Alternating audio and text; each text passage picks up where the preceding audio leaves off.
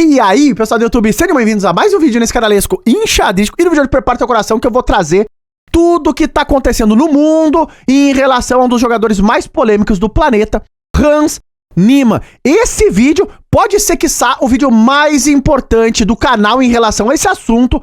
Quem não ficar até o final é maluco, é maluquice completa.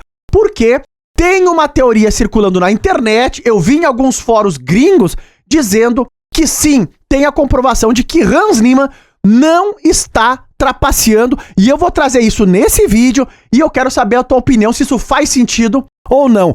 Mas, para entrar nesse assunto, a gente tem que fazer uma recapitulação do que aconteceu nos últimos dias, porque o Hans Niemann, como vocês viram no vídeo de ontem, eu botei que ele estava na posição 17 do mundo, mas isso já é notícia velha, como saiu aqui na matéria do chess.com, fica de olho. Hans Niemann sobe pro número 16 do mundo, antes das finais do Speed Chess Championship contra Magnus, em Paris. É disso que se trata, é disso que o mundo tá falando. O Niemann, que vem de uma saga de vitórias aí, num match que foi chamado Niemann contra o Mundo, arrebatando Vidit Guriati, arrebatou Nishigiri, Nikita Vichugov, Etienne Bacrot, todos super grandes mestres foram abaixo pelas mãos de Hans Niemann. E a gente também não pode esquecer que o Hans Niemann ganhou do francês MVL nas oitavas de final do Speed Chess Championship e destruiu também o norte-americano Wesley So nas quartas de final. E a semifinal vai ser jogada contra o Magnus presencialmente em Paris no dia 6 de setembro. Estaremos ao vivo, acompanhando, claro, tudo no detalhe. O mundo do xadrez vai parar completamente porque é a primeira vez que o Hans se encontra com o Magnus para uma partida presencial desde a treta toda de 2022 lá no Sinquefield Cup. Fica de olho, Hans Niemann nesse momento atualizada a tabela, posição 16 do mundo. E na frente de grandes nomes, veja lá, Mamedjarov, Duda, Vincent Keimer, Aronian, Nishigiri e MVL, todos ficando para trás. E a matéria segue mostrando que o Hans, após esses confrontos, esses matches do Hans contra o mundo, também recorreu às redes sociais, o X, como diz o Leitão, a rede social que tu fala primeiro e depois é que tu pensa. O Hans Niemann mandou a mensagem, olha lá, o xadrez fala por si só. Muito respeito ao Vidit por um ótimo match. E o Hans, claro, mandou uma mensagem pro Guiri também após o confronto, que o Hans ganhou pelo placar de 24-18, ele falou, muito respeito ao Guiri pelo espírito de luta. Hans contra o Mundo continua em Londres no dia 14, preparando aqui o match contra Nikita Vichugov, e mandou a mensagem, sem mais dramas, apenas deixe o xadrez falar por si só. E o Hans mandou uma mensagem pro Mundo também, já antecipando a semifinal que vai ser jogada contra o Magnus. Ele disse, eu espero que as pessoas possam entender que eu sou um dos melhores jogadores do mundo e que eu vou continuar melhorando. Hans Niemann está no pedaço, a realidade é essa. Agora vamos entender o que está acontecendo aí nos fóruns, onde os gringos comentam que tem essa comprovação de que Hans Niemann não está trapaceando, e isso sai da partida entre Niemann de brancas contra o Bacrot, uma partida jogada no ritmo clássico. Vamos entender no detalhe, mas eu aviso, te segura na cadeira, prepara a pipoca e fica de olho na treta dessa partida agora!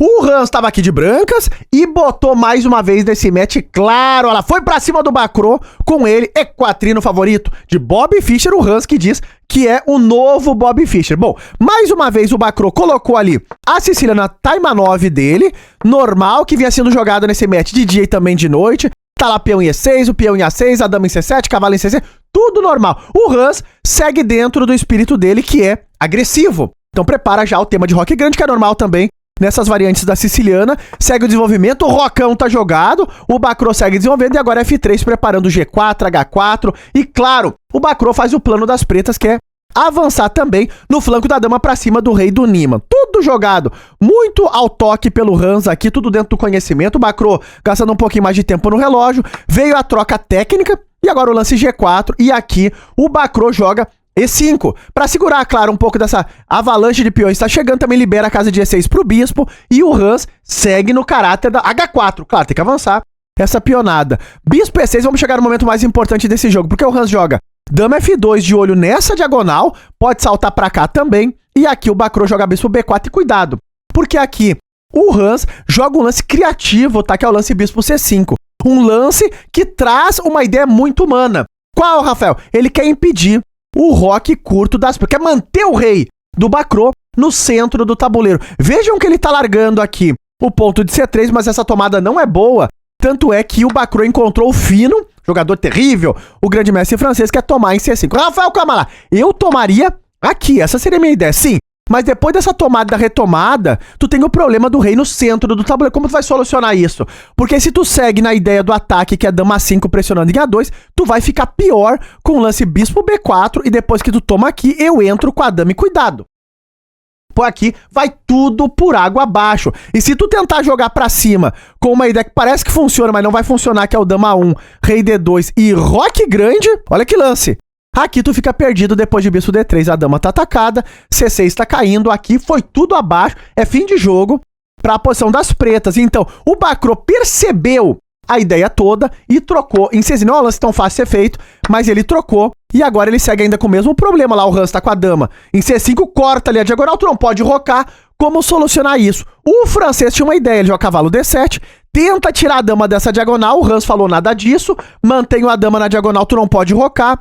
Dama B6 preparando C5 para de novo interromper o contato da dama com a diagonal e ameaçar também 10 de garfo, mas agora a dama se infiltrou. É uma posição super humana, as ideias também, e o Bacro aqui, como ele não pode rocar curto e não sabe como solucionar isso, ele joga o roque grande. E aqui vira um pau e pedra, um laiô, é criança chorando, é gritarada no salão de jogos, e o Niemann jogou bispo E2 e seguiu desenvolvendo. Aqui vai chegar um dos momentos mais importantes do jogo, já na sequência. Fica de olho no que os gringos estão comentando. Porque, claro, nesse momento, as máquinas dizem que o melhor lance é torre de H em E8. Já para ficar de olho nesse peão de E5, que a gente vai ver que é uma das ideias do Bacro. Mas o Bacro, ele tentou jogar mais dinâmico.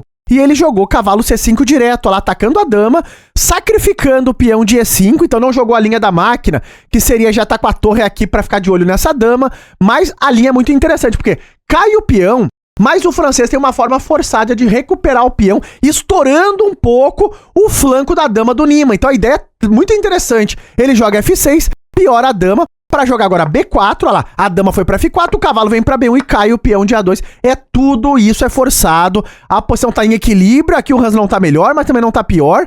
E o Hans joga B3, fazendo ali aquele golpe do Fischer, né? Onde o bispo fica trancado na estrutura, mas não é tão grave, porque o bispo sempre pode tomar esse cavalo em B1. Aqui a gente vai chegar num dos momentos mais importantes do jogo, porque o Bacro, ele quer jogar o lance cavalo E6, olha lá, seguir ganhando tempos em cima dessa dama, mas ele ficou desconfortável com a ideia de dama F5 cravando o cavalo. E o que o francês jogou? Ele jogou o lance rei B7, ele quer jogar cavalo E6, sem ter o tema da cravada. E aqui vem um erro grave do Hans Niemann, que é o lance E5. Aqui começa o ponto de vista de que talvez, por conta de um lance como esse, o Hans Niemann pode não estar trapaceando, porque ele comete um erro grave aqui no meio-jogo, onde ele poderia ficar completamente perdido, mas o Bacro não encontrou a resposta. Ele jogou, devolvendo o erro, o lance cavalo E6. Rafael, calma lá. Primeiro, se o Hans... É isso que os gringos estão comentando. Se o Hans está trapaceando, como ele pode cometer um erro tão grave como esse, onde ele ficaria numa posição extremamente desconfortável se o francês tivesse encontrado o lance cavalo toma B3, olha lá, sacrificando. E aqui vai tudo por água abaixo, porque depois da retomada e bispo por, a ideia que as pretas estão preparando é o dama C5 com temas de mate, olha lá, o rei tá trancado. Então, se eu jogo dama C5, tu passa o rei pra cá, eu entro com a dama lá, e tu, rei A1, tu leva mate com dama 2. Então, tu nem pode trocar aqui, senão tu vai levar mate. Eu já jogo dama C5 e acabou o jogo. Não tem como salvar. Então aqui, tu teria que tentar um lance como torre D2 para não largar a segunda fila, mas entra o dama C5. Quando o rei sai, tu troca. Tem que tomar de dama para não levar mate, para controlar a casa de C2, mas agora vem esse lance torre D8, olha lá. Porque se tu tomar aqui, de novo, tá levando o mate de maneira forçada, então tem que manter a dama controlando essa casa de C2, só que depois de dama E5 aqui tá muito pior. Tá indo tudo por água abaixo. Sacrifico em B3, recupero em E2 e não vai ter como sobreviver com esse rei no meio do tabuleiro, entrando a torre, tudo exposto aos frangalhos. Do ponto de vista humano, aqui tá completamente perdido. As máquinas tentam encontrar um esperneio, mas na prática não tem como defender uma posição como essa. Então a dúvida é, se Hans está trapaceando, como ele jogou esse erro grave? Porque na sequência ele vai seguir jogando de maneira terrível. Terrível os próximos lances que o Hans vai jogar nesse jogo. O francês retribuiu o erro e a partir daqui não tem choro nem vela. É tudo bomba dos lances do Hans. Vejam que ele começa com o lance dama C4, claro, a dama estava ameaçada, ele ganha um tempo nesse potrilho, cavalo D4 jogado, o francês segue indo pra cima, agora atacando esse bispeto, e o Hans joga o fino, olha lá, quer tomar em E6. E aqui ele vai tentar botar um ponto de vista prático, onde ele vai tentar ganhar com os peões no flanco do rei. Bom, a retomada é um lance natural, agora o Hans infiltra essa dama, olha lá, ele já começa a ficar de olho nesse peão, não podemos esquecer que o bispo tá caindo em E2, rei B8 saindo do cheque, agora bispo C4 ativando, e nesse momento, torre F8, olha lá, o Bacrot seguiu tentando botar problemas, ele defendeu esse peão, só que agora cai o peão de H7 e o Hans tem um peão passado. Então, apesar do erro, toda a sequência seguinte do Hans é completamente assustadora. Ele tá conseguindo colocar pressão pra cima das pretas, uma posição que parecia que não tinha nada. Veio agora o desespero do francês, ele já se livra desse bispo, tá trancado tomando em B1, toma o peão de F3 pra recuperar um pouco do material e o Hans centraliza a dama, lá, ganha um tempo nesse cavalo. E nessa posição, tem tática pra todo lado. Tu nem pode jogar esse direito porque eu tô tomando aqui. E depois dou-lhe um cheque, pego essa torre, então cuidado. Que o Hans tá ativo nessa posição, o Bacrot passou o cavalo para E5, agora G5, olha lá, tudo faz sentido na posição das brancas. Se tu tomar aqui, cai o cavalo com cheque, então o Bacrot, ele trocou em C4, e agora trocou um parzinho de torres, trocou um parzinho de peões, e Rafael, essa posição tá empatada. Por quê? Mesmo número de peões, peças pesadas, só que aqui vem a avaliação posicional, que o Hans jogou muito bem essa avaliação, vejam lá, o peão tá passado. Então, mesmo número de peões, mas eu tenho um peão passado na coluna G, o rei das pretas tá aos frangalhos disposto também, e não vai ter como defender. Vejam que o Bacrot jogou esse lance, ele propõe a troca das damas, fica de olho no peão, e o Hans jogou o fino, que é dama D4. Olha que lance, tu não pode tomar o peão, senão tu leva a checar a torre. Então aqui o Bacrot, ele jogou torre G8, pressionando ainda mais o peão de G5, só que o Hans jogou esse lance muito fino, que é G6, e aqui tá indo tudo por água abaixo, não vai ter como salvar. Observem que ele tá sacrificando o peão, mas tu não pode tomar se não perde a torre. Tanto é que o Bacrot aqui jogou dama B7, recolheu. Rafael, calma lá. Por que não pode tomar? Porque tu leva dama H8 e agora pra onde saiu o teu rei, eu jogo dama H7 e pego a tua torre. Olha lá. Saia pra onde sair pra 7, eu jogo cheque e tá lá. Fico completamente ganho de peças brancas. Então o Bacrot recolheu a dama pra zaga e aqui o Hans jogou torre F1, que é um lance muito fino também, aniquilando completamente. Aqui o Bacrot abandonou essa partida. Comenta aí embaixo qual é o teu ponto de vista sobre isso, porque depois do erro, o Hans seguiu jogando um xadrez muito fino e ganhou essa partida. Gera aquela suspeita. Ele tá trapaceando, como ele jogaria tão mal aquele E5, ficaria perdido ali, mas na sequência ele foi encontrando os recursos e salvou o jogo depois do erro, a devolução do erro do francês. Agora calma lá.